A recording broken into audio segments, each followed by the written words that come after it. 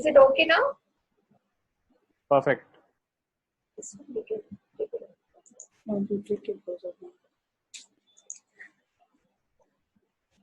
So the arterial oxygen content is determined by the oxygen arterial pressure, the hemoglobin concentration, and oxyhemoglobin % saturation. The oxygen supply to any organ is dependent upon the blood flow, the diffusion distance between an individual cell and the nearest capillary, which is the density of the capillary network, and the oxygen requirement determined by the level of metabolic activity. So what is the definition of hyperbaric oxygen therapy? It's a therapeutic use of 100% oxygen breathing at pressures greater than 1 atmosphere absolute. The pressure protocols usually used are 2 to 2.8 atmospheres with exposures between 60 to 120 minutes on a daily or twice daily schedule. A compression vessel referred to as a hyperbaric chamber is used. Therapeutic benefits are it increases the its capacity for increasing oxygen delivery to hypoxic tissues. So there are 4 mechanisms by which hyperbaric oxygen therapy works. First, by it causes the increased oxygen therapy itself. So this is based on Henry's law, which states that the amount of an ideal gas dissolved in solution is directly proportional to its partial pressure. So if you look at normal at sea level, the dissolved oxygen in plasma is 0.3 ml per deciliter. When we administer 100% oxygen, the dissolved oxygen concentration is 1.5 ml per deciliter. However, when we administer hyperbaric oxygen, the dissolved oxygen content is 6 ml per deciliter. So here we see the oxygen cascade during air and hyperbaric oxygen breathing. So here we have a graph where we see on the y-axis the oxygen tension, and on the x-axis we are representing the oxygen content at various tissue levels, from the inspired air to the alveolus, the artery, the capillary, and then to the tissue. So here the first step ladder curve that we're seeing is the oxygen tension in it at various levels in that is in room air, and here above we see the oxygen tension at various levels when we administer 100% oxygen at 2 atmospheres. As we can see, there is a significant increase in oxygen tension at every point. The second mechanism of action is by reduction of the bubble size, and this is by Boyle's law. So as we know, Boyle's law states that the pressure increases when volume decreases and vice versa if the gas temperature is constant. So in this case, when we increase the pressure of the gas, the volume decreases and thereby the bubble size is reduced, and this is by mechanism by which this works in air embolism. The third mechanism of action is antagonism of carbon monoxide. As we know, carbon monoxide binds more tightly to hemoglobin. The affinity is more than 200 to 250 times that of oxygen, and hence displaces oxygen, and the oxygen carrying capacity of blood is reduced. As we in this graph we're seeing on the right side, we have oxygen content on the y-axis and PaO2 on the x-axis, and the red shows the normal oxygen dissociation curve. However, when a patient has 50% of carboxyhemoglobin in blood, there is the blue line represents how his oxygen dissociation curve will look. So when we administer 100% oxygen to a patient with carbon monoxide poisoning, the carboxyhemoglobin, the half-life reduces from 4 to 6 hours to 40 to 80 minutes. Whereas when we administer hyperbaric oxygen, the half-life of carboxyhemoglobin reduces even further to just 15 to 30 minutes. Here we have a flow chart representing the different mechanisms of action, from hydrostatic compression of inert gas, which reduces the bubble volume as in gas embolism, the reversal of hypoxia, and the third is high arterial oxygen tension. So high arterial oxygen tension generates reactive oxygen and nitrogen species. So these cause hyperoxic vasoconstriction, edema reduction, and this reduces inflammation in chronic and acute injuries. Also, there's an increased production of wound growth factors, and they also have effects, anti-inflammatory effects in carbon monoxide poisoning and different injuries such as radiation injury, crush injury, thermal burns, etc. And an additional effect of high arterial oxygen tension is it inhibits anaerobic organisms. So hence it is useful in the treatment of Clostridium difficile and other anaerobic infections. So now coming to the technique, you can either have a multiplex or a single occupancy chamber. So we pressurized air or oxygen is used, and the pressure chamber in the chamber is maintained between 2.5 to 3 atmospheres usually. And the treatment lasts for about 45 to 300 minutes depending on the indication. Acute therapy requires 1 or 2 treatments, and chronic therapy 30 or more sessions. Helox or helium plus oxygen and nitrox, nitrogen plus oxygen mixtures are indicated only in very few instances of decompression illness.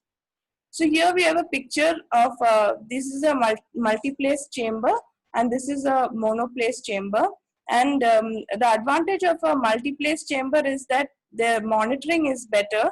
So whereas in a monoplace chamber, because of the closed space, patients with claustrophobia struggle, and also monitoring is difficult in a closed chamber.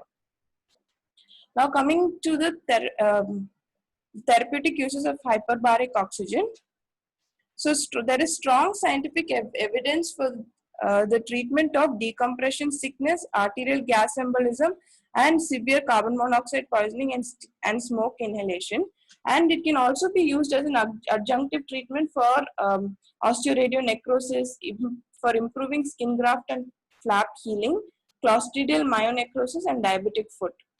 There is suggestive scientific evidence for the treatment of refractory osteomyelitis, radiation-induced injury, acute traumatic ischemic injury, and prolonged failure of wound healing, and exceptional anemia from blood loss. So we're coming now to the investigations that are required prior to administration of hyperbaric oxygen. Chest X-ray, Spiro, HRCT, and a complete ENT evaluation is required. So spirometry, findings suggestive of an obstructive airway disease, must be handled with caution. Mild obstruction may be accepted provided there are no other predisposing factors for barotrauma. Also, patient must be administered bronchodilator prior to entering the chamber. HRCT and chest radiograph. If the X-ray chest is inconclusive, or if the history and clinical examination is suggestive of an underlying predisposing factor for barotrauma, HRCT has to be done. X-ray and HRCT evidences of pulmonary pathology that may predispose to barotrauma are contraindications for hyperbaric oxygen. Next, ENT evaluation. Patients with ear and paranasal sinus disorders predisposes them to barotrauma. Also, patients with GI disorders, eye and dental problems also need to be evaluated by the concerned specialist. Other routine investigations to be sent are complete blood counts, urinalysis, blood biochemistry to include renal function tests, lipid profile, fasting, and postprandial blood glucose, glycosylated hemoglobin, and ECG. Coming to uses of hyperbaric oxygen in pulmonology. First, we start with decompression sickness. So, divers breathing compressed air who return to the surface too rapidly, and aviators who escalate to a height of 5,500 meters are prone for this. Bubble formation occurs in tissues and in blood as the partial pressure of the inert gas, that is usually nitrogen, exceeds that of ambient air. And the obstruction of vessels and lymphatics by these bubbles occurs, which activates leukocytes, endothelial damage, and resultant alterations in capillary membrane permeability. So the symptoms of decompression sickness may be just a self-limited rash, joint pains, few focal neurological deficits, 2 paralysis, seizures, hypovolemic shock, and even death. The patient typically develops symptoms within several hours of ascent. Rapid onset and severe symptoms imply a more ominous course. Next, coming to arterial and venous gas embolism. So, usually occurs when there is pulmonary overinflation leading to alveolar rupture, or can occur by direct trauma also. Uncontrolled ascent while diving, during a blast injury, and air directly introduced through a central venous catheter, or during cardiac, neurological, or ENT surgeries. So in these patients, how does hyperbaric oxygen therapy help? It reduces the bubble size, it accelerates the bubble resolution, and it maintains tissue oxygenation, and it modulates the pathological effects mediated by bubbles in tissues and vessels. 1 or more sessions of 2.5 to 3 atmospheres to 2 to 5 hours is usually administered. Next, coming to carbon monoxide poisoning, as we discussed earlier, there is an increased affinity of carbon monoxide to hemoglobin, about 200 to 250 times that of oxygen. This reduces the oxygen carrying capacity of blood. And the unoccupied hemoglobin binding sites have an increased affinity for oxygen, and because of this, the oxygen delivery to tissues is decreased. Carbon monoxide also tends to bind to myoglobin and thus further increasing the tissue hypoxia. The symptoms that patient presents with are loss of consciousness, neurological abnormalities, myocardial ischemia, pulmonary edema, metabolic acidosis, headache, nausea, and delayed neurological features. So in carbon monoxide poisoning patients, hyperbaric oxygen gives an alternate source of tissue oxygenation and increases the oxygen dissolved in plasma. This facilitates the dissociation of carbon monoxide from hemoglobin and from myoglobin. This also dissociates the carbon monoxide from cytochrome C oxidase, thus improving the electron transport and cellular energy state. 100% oxygen at 2 to 3 atmosphere pressure for 2 to 2.5 hour periods delivered over 24 hours is usually administered. Carboxyhemoglobin half-life in breathing air is 240 to 320 minutes. In 100% oxygen is 80 to 100 minutes, whereas in hyperbaric oxygen is only 20 minutes. Coming to cyanide poisoning. So how does cyanide poisoning affect the body? It binds to the ferric ion of the cytochrome oxidase A3. This inhibits the final enzyme in the electron transport chain, and hence oxygen phosphorylation ceases. The cell switches to anaerobic metabolism and lactic acidosis, followed by metabolic acidosis, reduction in bicarb, and increased anion gap occurs. So hyperbaric oxygen, can we use hyperbaric oxygen for patients with cyanide toxicity? There are only 2 animal studies which have been done. Here, one study showed that hyperbaric oxygen facilitates the transport of cyanide from the tissue to the blood, and then hence enhancing the detoxification. The other study showed that there was an improved respiratory status and decreased surge in brain lactate with hyperbaric oxygen therapy. But due to inconsistent finding in literature, the use of hyperbaric oxygen therapy in cyanide poisoning is still controversial. Coming to using hyperbaric oxygen in paraquat poisoning. Paraquat, as we know, is an agricultural chemical and organophosphorus compound. Hyperbaric oxygen treatment, animal studies have looked at ways by which hyperbaric oxygen treatment can ameliorate lung injury in paraquat poisoning in intoxicated rats. So in these studies, they had a group, in this particular study, they had a group of rats which has acted as a control group. There were a group of rats which were injected with only paraquat, and a group of rats with paraquat as well as hyperbaric oxygen therapy. And it was noticed that there was a lower plasma nitrogen oxygen species, TNF alpha, tumor growth factor, and fibroblast growth factor, mRNA levels in the group which had both paraquat administered along with hyperbaric oxygen, and they were also low histological injury scores were lower in the group which had paraquat and hyperbaric oxygen therapy, and hence it was concluded that hyperbaric oxygen therapy could effectively ameliorate paraquat-induced lung injury in rats. Complications of hyperbaric oxygen therapy.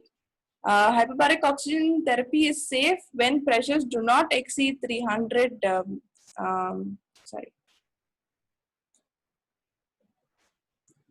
kilopascals, and the length of treatment is less than 120 minutes. Severe CNS symptoms occur in about 1 to 2% of patients. Symptomatic reversible barotrauma in 15 to 20%, pulmonary symptoms in 15 to 20%, reversible optic symptoms in up to 20% of patients. But studies have shown that using hyperbaric oxygen does not significantly affect lung function. Here we have a flow chart showing the various effects of oxygen toxicity to the body. So it causes chemical toxicity to the tracheobronchial tree, capillary endothelium, and alveolar epithelium, which causes pulmonary damage and atelectasis, causing anoxia, acidosis, and even death. It can cause retinal damage, erythrocyte hemolysis, hepatic effects, myocardial damage, endocrine effects, and renal damage. Toxic effects on enzymes and cells of the CNS cause twitching convulsions, destruction of neurons, and even death. So contraindications to hyperbaric oxygen therapy. Absolute contraindication is untreated pneumothorax. Relative contraindications include obstructive airway disease, asymptomatic pulmonary blebs or bullae on chest radiograph, upper respiratory tract or sinus infection, recent ear or thoracic surgery, uncontrolled fever, claustrophobia, seizure disorder, and pregnancy. Finally, coming to hyperbaric oxygen therapy and COVID-19. So there is a retrospective case series of 5 patients which studied the hyperbaric oxygen therapy in preventing mechanical ventilation in COVID-19 patients. And all the patients who were studied had presented with tachypnea and had a low oxygen saturation, and despite receiving high FiO2. So they were administered standard pressures of 2 atmospheres for 90 minutes. 1 to 6 sessions of therapy were administered. After hyperbaric oxygen, none of these patients required mechanical ventilation. This is a table shown in this study, and here we see the oxygen saturation, pre-hyperbaric oxygen and post-hyperbaric oxygen. There doesn't seem to be much change in the oxygen saturation. However, there is a reduction in the respiratory rate between pre and post hyperbaric oxygen values. But the significance of this is to be further studies, further prospective RCTs need to be conducted to assess further use of hyperbaric oxygen in COVID-19 patients.